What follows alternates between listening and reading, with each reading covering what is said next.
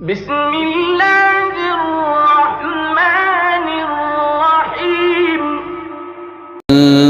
ترضى عنك اليهود ولا النصارى حتى تتبع ملتهم قل إن هدى الله هو الهدى ولئن اتبعت أهواءهم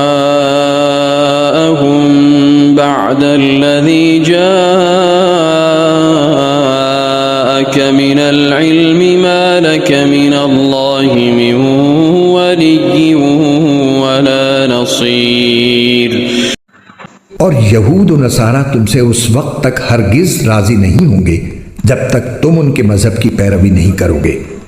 कह दो कि हकीकी हिदायत तो अल्लाह ही की हिदायत है और तुम्हारे पास वही के जरिए जो इल्म आ गया है, अगर कहीं तुमने उसके बाद भी इन लोगों की